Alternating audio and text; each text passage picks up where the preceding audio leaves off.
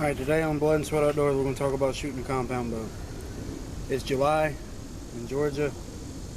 It's hot, but September, bow season's coming. One thing that I have to say about shooting a compound bow is you have to practice.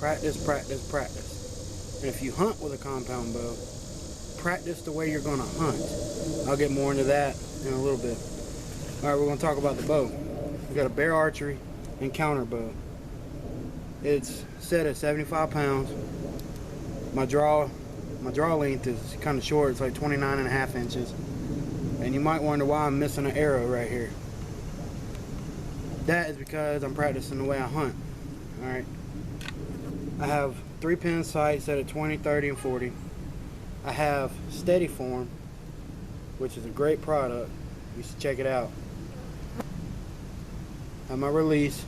Have a wrist release. They make a thumb release. They make a lot of different releases, but I prefer to shoot a wrist release. Whisker biscuit. We're going to get into the form. We're going to get into how to put the release, how to shoot, how to line up your sights. Well, right now I'm going to set this down. We're going to talk about the release. It's just a little trigger release. The way you put it on, open it up, put your wrist, whatever hand you're going to pull back with, your shooting hand, put your wrist inside, lap it over. They have Velcro on it.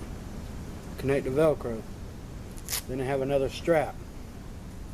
Take that strap, run it through a little loop right here, pull it back through. Velcro. You don't want it too tight to where it cuts your dang circulation off, but you want it kind of tight. Now all it is to set it. When you put it on your D loop on your bow, push up and it's set. When you pull back with your finger behind it. That way you don't have an accidental discharge. When you get ready to shoot, pull your trigger finger out slowly and just bump it. Don't jerk it, don't pull on it. Just slowly bring it down, and it don't take much, and it'll release. Alright, now we're going to get back into the bow. Steadyform. We're going to talk about steadyform for a second. What's it do? Okay, I see a lot of people that don't have this product, they'll torque the bow. What torquing is where you're holding the bow and it's turned a little bit just because you're holding it too tight, and that'll throw your shot off. Well, what steadyform does, when you put it on, put your strap on, your arm sits inside of steadyform, and you're holding your bow straight pretty much.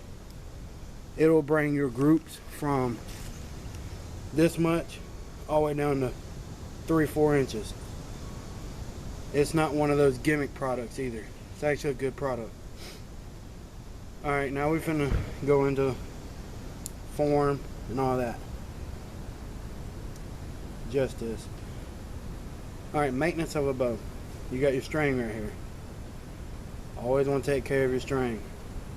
They make bow wax. You can pick it up at your local archery shop. It's white wax. You just wipe it on there, and you want to create a little bit of friction, and it'll go inside your string.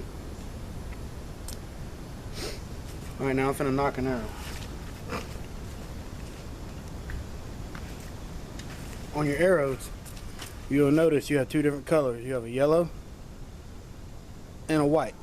The white is the oddball color. The way it goes on your bow, if you shoot a whisker biscuit, you'll see at the very bottom how it's brown and black. You want the oddball color up top when you knock it. See how the oddball color is up top? When it releases, the oddball color will go straight. It'll go straight through like this. That black inside of the whisker biscuit is a lot harder to shoot through than this. If you got it crooked on there and it shoots through that black part of the whisker biscuit, it'll throw your shot off. So always remember, if you're shooting a whisker biscuit, have the oddball color facing straight up. Now you have anchor points when you're shooting a bow. You have your back anchor, your front anchors. Steadyform is another version of a back anchor. Want to hook onto the D-loop. Practice the way you hunt. I hunt out of a climber majority of the time, so my feet are going to be close. Now if you're just beginning and you're just now learning how to shoot, I would say shoulder width apart. Pull back. Now I have an anchor point back here with my thumb. And then I have my mouth anchor point, which is right here.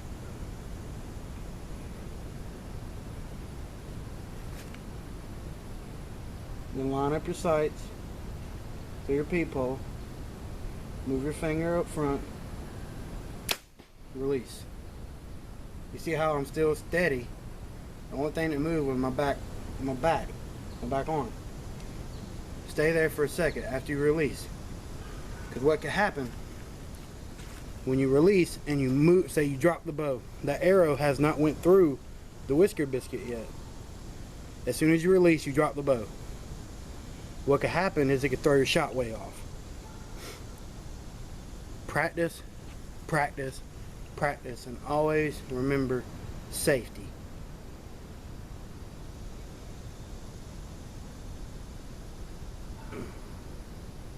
Alright, we're finna do another one.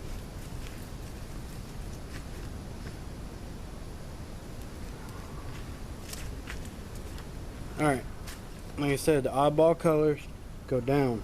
I mean the same colors. See how I got two lime green or yellow? I don't even know what color. Like a lime green yellowish color. They go down onto the knot. Now, here's another thing, a good tip to learn. If you have to pull back like this, your poundage is too high. Way too high. Lower your poundage. On every compound bow, these right here, you can adjust them. Torque them down, torque them, loosen them up. Make your poundage a lot lighter, a lot heavier. The way you want to be able to pull it back is if you're standing straight, hold it straight out, pull it straight back. Now we're going to talk about grip. My front hand,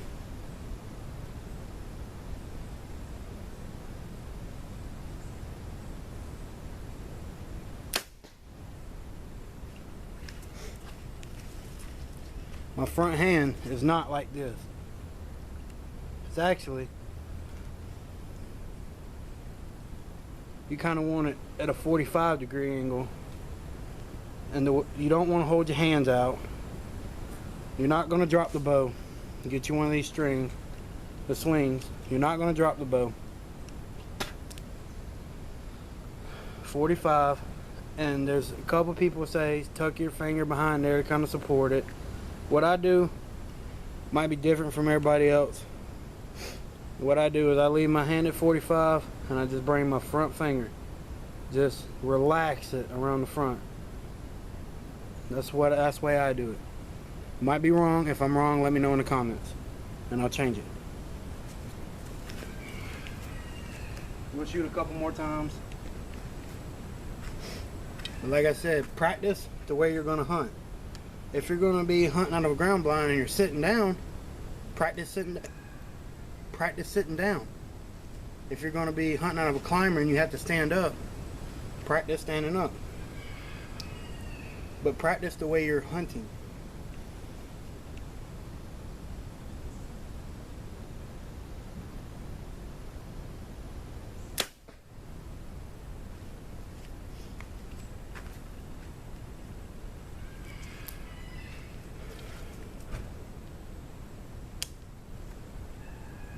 Okay. See this area right here, I'm gonna show you how to fix this. The knot, this one right here, the odd color is not straight with my knot. It's not straight at all. The way I do it, might be wrong, but let me know. The way I do it, I take it, stick it on the bow, and I'll turn it the way I need it to be lined up with a knot. That way it'll go straight through the whisker biscuit and it won't hit the black pieces at the bottom of the whisker biscuit, and it'll slow it down or deflect it off anywhere else. Get your anchor points. Make sure you have your anchor points pinned out. Slowly bring the index finger and just relax.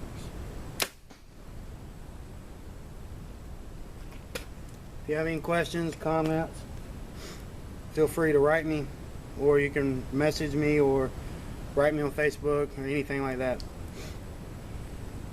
This has been another episode of Blood and Sweat Outdoors on how to shoot a compound bow. If you're just now learning, take time with it. But what I suggest, if you're just now learning, start low, like 40 pounds, 50 pounds, stuff like that, till you get used to it. And then you can start slowly building your poundage up. But it don't take 50 pounds can kill a deer.